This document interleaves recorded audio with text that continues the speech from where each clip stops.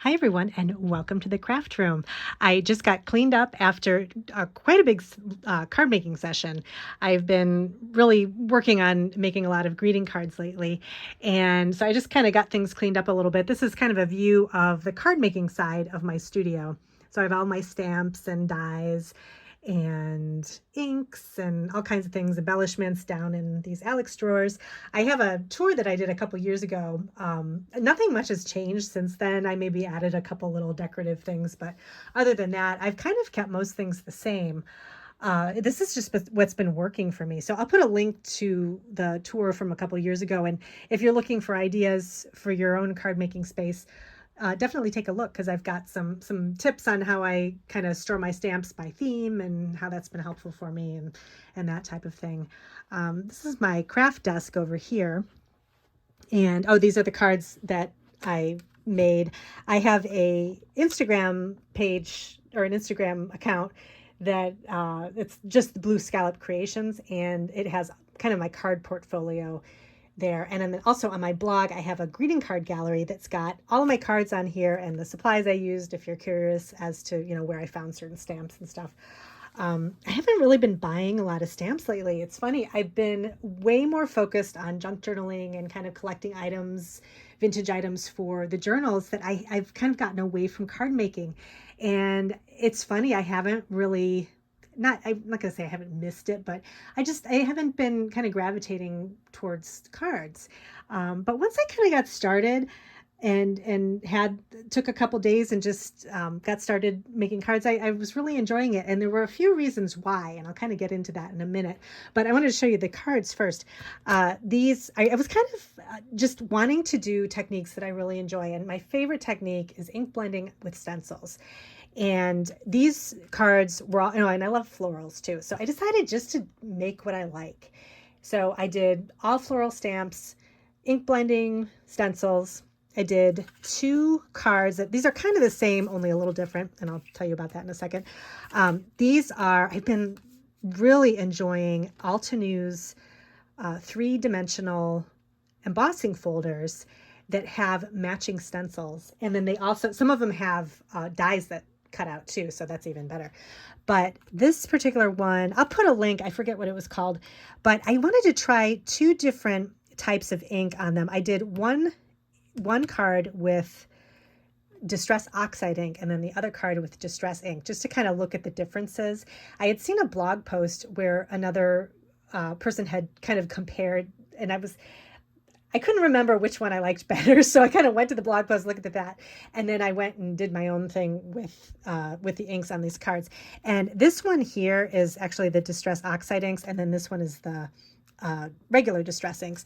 I like this one better because it's definitely bolder, and the colors are more separated, whereas this one, it's a little bit softer and more muted, and then the colors kind of blend together a little bit more. But I do like the oxide inks for backgrounds, doing a nice kind of soft background to kind of highlight a stamp or something like that. I think that looks really good.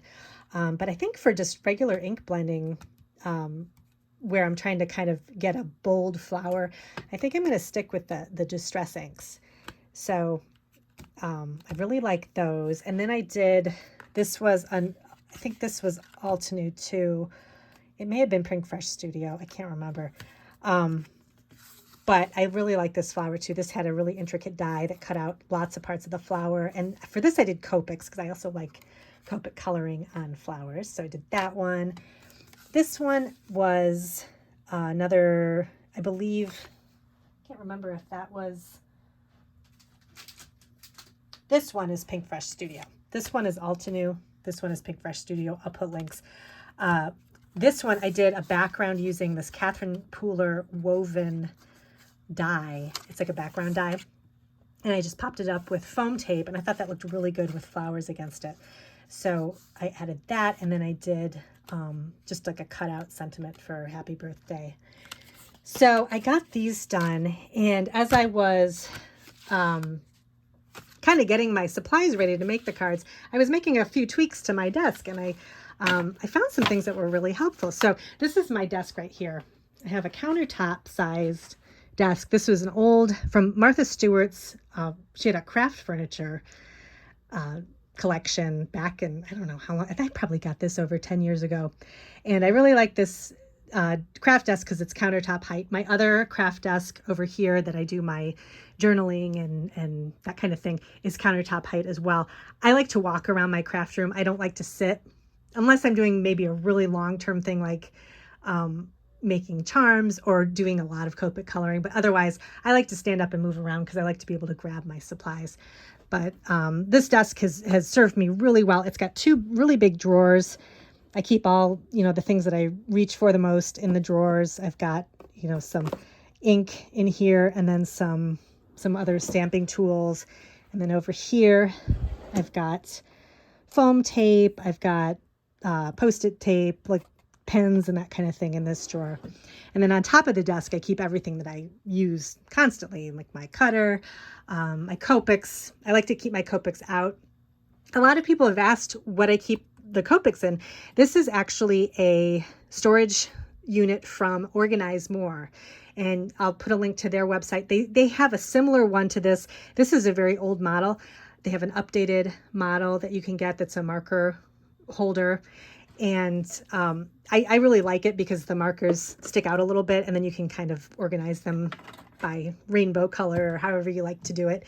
And this has just been a great little storage piece for me. And then on top, I've got my, this storage container here this is from Amazon. And I keep all of my tools that I always use, like glues and scissors, tweezers, anything that I use for card making up here. I've got my little Spellbinders magnet that keeps dies together, if I'm using them on my desk. And then I have my glass mat, which I use when I'm actually creating because then I can wipe it clean. And then this is something new here. I don't normally keep this die cutting machine on top of my desk, but this is kind of one of the tips that I realize sometimes I can't get going with card making because it's just, I feel like I'm always I don't have everything right at hand. And I found that I used to keep let me show you where I used to keep my die cutting machine. I used to have it over here behind me, which isn't that far away. It's not a big deal to turn around, but I was realizing as I was doing this card making session that it actually, since I put the die cutter right on top of my desk, this was making it a lot easier for me. So, if you're having trouble kind of getting started with your if you haven't done your hobby in a while and you just can't get going with it, maybe make some tweaks to your craft desk or the way you have things set up to make it flow a little bit better. Because I realized I think my flow was a little bit off by not having the machine right next to me as I was creating. And once I'm done, I'll just put it back and then I'll have the desk clear. But it's definitely helpful to have it right next to me. I was liking that. And definitely, I think with a craft desk, the smaller the better. When it comes to, doing things like card making or painting or something like that, you have a huge desk, you end up filling it with all kinds of things. And then you're walking from one end of the desk to the other to try to get things.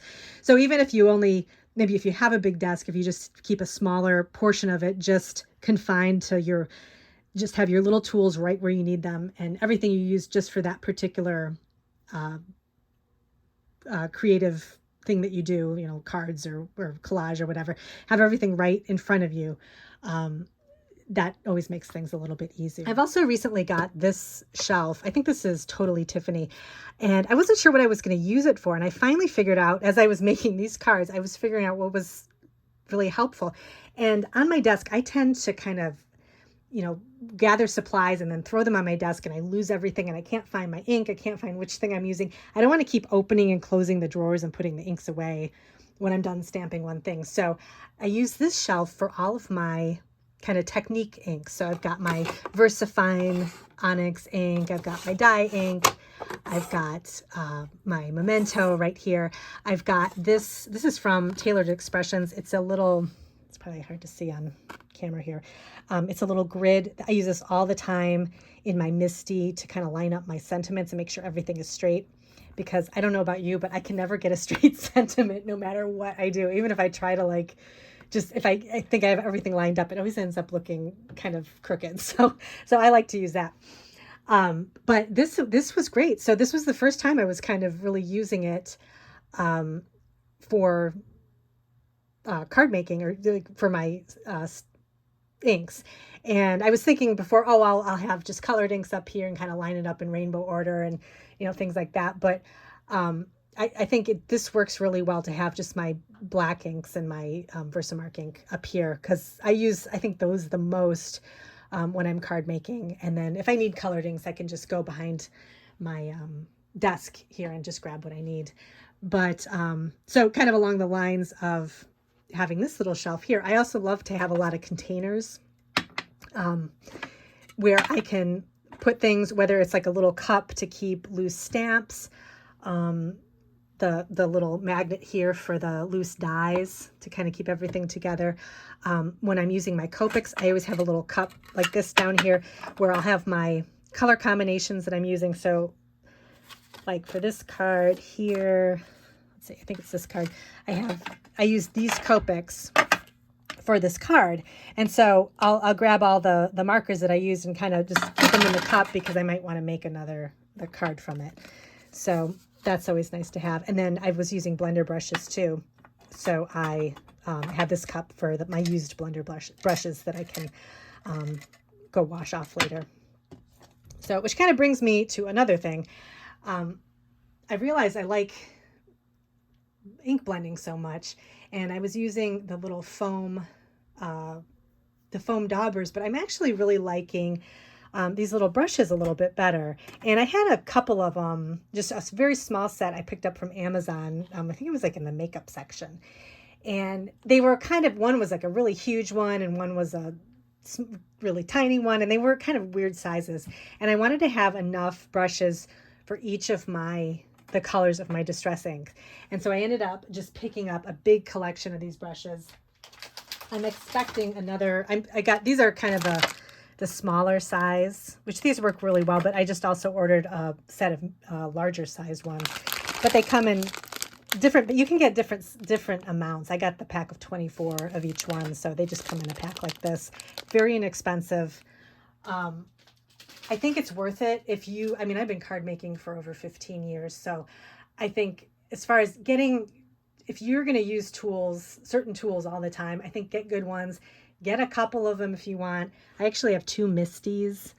I got a second one a couple years ago because I use them so much. I'll have one Misty, we'll have one setup of a stamped, scene or something like that. And then I'll need the other Misty for sentiments or something like that. So having 2 has really come in handy. So, if you don't card make that much, I wouldn't bother with that. But I make quite a few cards, so it's helpful to have kind of extra tools if, those are what you use a lot of. For one of these cards here, I used this set. This is called Perfect Sentiments. This is from Pink Fresh Studio. And some of the stamp companies will have these multiple die cut sentiments that you can just cut out all at once. It's like one big stamp that's got all the words, and then you can cut around it, and then you have a bunch of different sentiments. And this is great to kind of save yourself some time too. So if you're, just wanting to make a few quick cards, you can get something like this. And this covers all the sentiments. Congratulations, thank you, hello, happy birthday.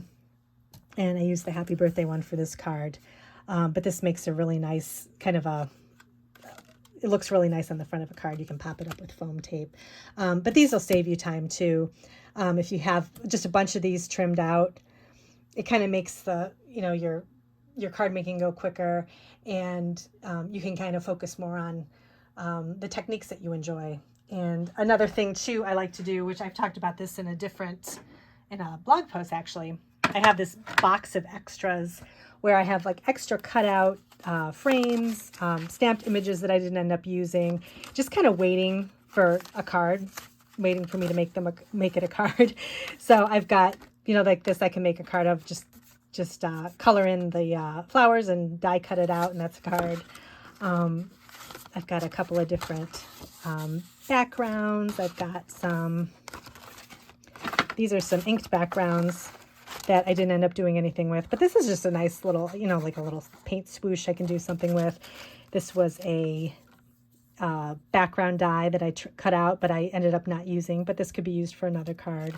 So keeping a little box of, unused little stamped images and die cuts and stuff that you can turn into a card can also make your card making go faster. Being able to clean your stamps too. I always like to have, I've got these little chamois that I keep right at my desk. When I get ready to start making cards, I'll just wet one of these and I just have it sitting here, and it stays, it just stays right next to the desk, and I can just wipe off stamps as I'm going, and then I don't have to have a whole bunch of stuff to clean at the end. And so this is always nice to have here. I think I got this at Lawn Fun, this little holder. And then these are just chamois from Amazon. They're like stiff, and then you just run them under water, and then they're pliable, and then you can just wipe off your stamps, and they get kind of a lot of ink on them after a while, but then you can just throw them away. And I cut them into little pieces. So you get a bunch in a pack, and I cut them up into small pieces. And so there's just, so it's not a big deal to just throw one away when it's all, full of ink and everything. And it doesn't, you don't really need to clean it or anything like that. To kind of make things go a little faster too, for card making, like I said, you can limit your techniques to just the things you like. This particular session, when I was making these cards, I decided not to, sometimes I overthink the color scheme I'm going to use and the design and everything like that. So this time I just made it fun. I did the technique I like, which is stenciling and ink blending. I like flowers, so I just said, I'm doing all floral cards. Somebody's going to like this. I like it a lot. I have fun doing it with florals, or making cards with florals. And I'm going to make a lot of cards from this, and it's going to make me happy. And that's the whole point of, a hobby like this, is to enjoy it. So I did that. And then as far as color schemes are concerned too, sometimes it's hard to think of color schemes. So, you can take a color wheel. I always keep one handy. And for this particular set of cards, I did analogous colors, which is every color or colors that are next to each other on the color wheel. So for this card here, I did the pink, the orange, red, and kind of a red-orange together. I wanted to have sort of I wanted more of like a melon color, but I kind of used this down here as kind of a guide. But it ended up looking really good. I just grabbed some Copic markers that sort of matched the colors that I wanted to use. And then when you use analogous colors, they always go together. So you can kind of keep yourself limited in that way too, and just say, I'm only going to use analogous colors for now. It doesn't always have to be like that. Eventually you can branch out, but nobody's going to know that you're only using analogous colors.